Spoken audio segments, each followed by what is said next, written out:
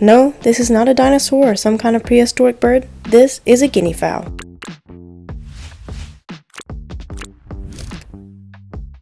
Hey everybody, this is Anna with the Hen Twins. Today we're going to look at guineas.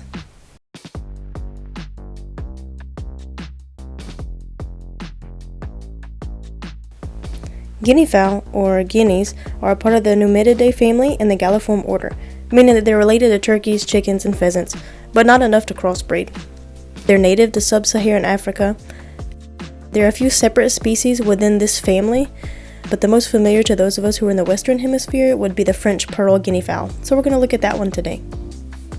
So the physical characteristics of the French pearl guinea include a gray spotted plumage, or feathers, with a bare head that has a bony crest on top, which we call a helmet, and it has white and blue on the wattles and the flesh of the face.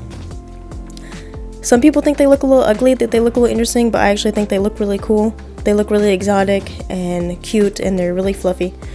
They can also sometimes be white or partly white, which is a little more rare. Males and females look alike, and the females are actually the larger of the two.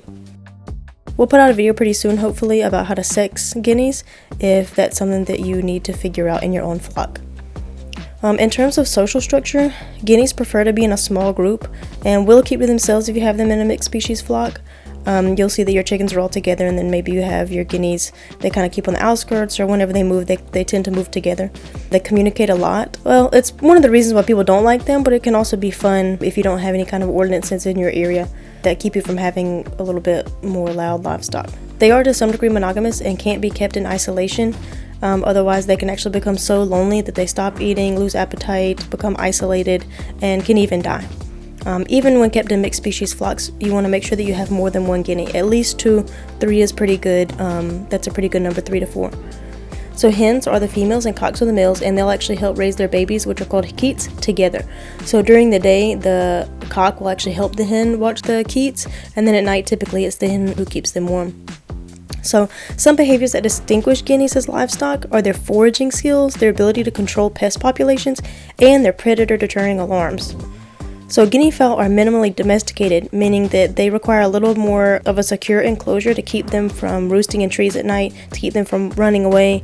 They're also a little more skittish than you would see like in chickens. They are excellent foragers and prefer a diet heavy in seeds and insects with a little higher protein. Low roost are a no-go for guineas, as they'll always go for the highest place possible for nighttime roosting. So if your roosts are low, they may not come into the coop at night, or they may try to roost in trees or on top of fence posts.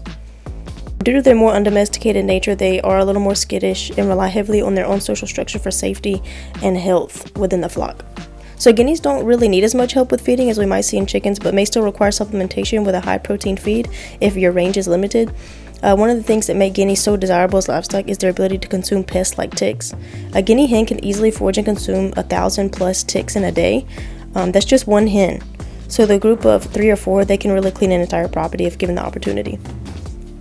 One of the negatives associated with guineas is their alarm, or honestly just the fact that they're really loud. They're always a little loud, but if anything threatening encroaches on their enclosure, the whole world will know it. This helps to deter predators and can help a lot to keep even a mixed flock safe, but it may also keep your neighbors a little bit at bay. That's a quick introduction for the guinea, but if you'd like to see more videos about them or see content about other livestock, please consider subscribing to our channel, and you can comment below if there's anything specific you'd like to see.